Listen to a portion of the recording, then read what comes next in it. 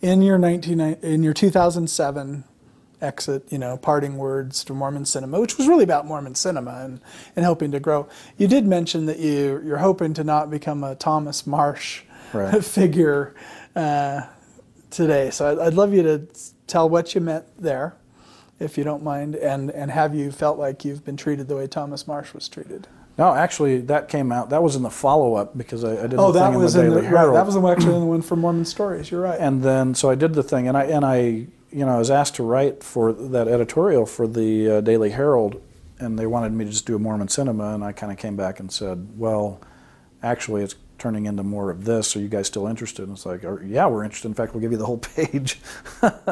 So that's what I gave them, and I tried. That was such a heartfelt.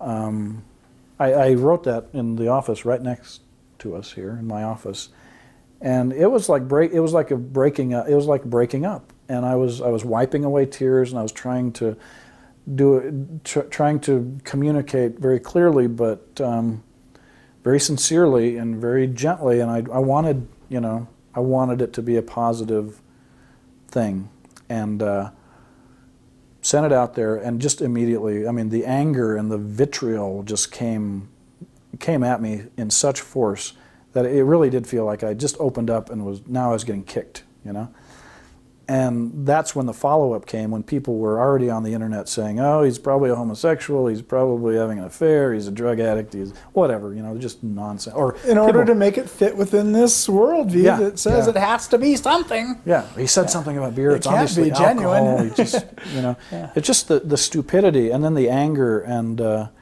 that's when I came back. And I'd been contemplating, and I'd watched that process over and over as people had left the church from the very beginning, and the character assassination starts immediately. And that's when I just stepped up and said, okay, this is probably going to happen to me, but I'm not going to go down without a fight, and I'm going to at least point out what's happening while you're doing it. And for listeners who may not remember why Thomas Marsh was the example you chose. Thomas Marsh was the example I chose because he was one of, he's always brought up in Sunday school lessons as, this is the apostle that threw away his exaltation and everything because his wife was cheating another sister off of the strippings of the milk, and he was so offended that she would be called on the carpet for it, and so he left the church. And that's one of those stories that's such utter bullshit that when you look into it and realize that, no, he left during, this was the Sidney Rigdon salt sermon days and Far West when things went crazy, and the lives of these leaders were being threatened by other leaders, and they weren't happy with how things were going. And basically Thomas Marsh and Oliver Cowdery and a bunch of others just got out of town because their lives were in danger from the saints, from other leaders in the church. Who weren't turning the other cheek, and who were retaliating. It was complete insanity, and they were actually in danger of being killed. And so they got the hell out of town.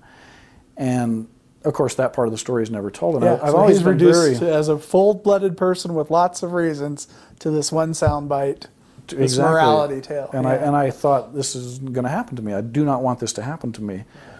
And again, instantly I have all this complex story and the very painful story. But people want to believe that it's because somebody wasn't buying tickets to my movies. So yeah, I just came out with that to say, okay, I'm aware this is what happens, and especially that idea of, it's interesting, when I left, a few people reached out to say, we love you, we want you back, what can is there anything we can help you with? But most people didn't, it was that thing of most people, the wandering sheep, they don't reach out to bring it home, they get up on the tower, pull out the high-powered rifle and try to shoot your wandering brains out. Just because it makes their story less complicated if you're gone. Yeah, and there were things that I needed. I had fallen away at a point where I was probably as worthy as somebody could be. There were all interesting parts of my story that, of course, would be more interesting and it'd be easier to dismiss if I had just simply wanted to be a gay drug addict. In fact, shortly after this, I ran into another guy, an artist who had left the church, just happened to run into him at an art museum in Springville. And he goes, I totally know what you're going through. He's like, everybody, you leave the church and they instantly think that 2 years from now you're going to be found dead and naked in a gay whorehouse with a needle in your arm, And it's like, that's exactly what, people are reacting this way. has it happened? I mean, it happened immediately in the aftermath, or overall has, are you still getting it? You know, I have to actually be pretty grateful because, and I don't know if it was because of that initial stepping out and saying, acknowledging this, but also the way that I expressed myself. And afterwards, I tried so very hard, even though I was aware of just the nastiest things being said about me on the internet. And there's always that reaction to get on and defend yourself, and I tried so hard. I failed in a couple instances, you know, when I was, it's hard to describe how hurtful that is, you know, to, when you open up to that kind of a degree and you have just this malice being just poured out at you, and all the speculation, but for the most part I was able to, you know, hold my ground, just let people say what they needed to say and go on about their business.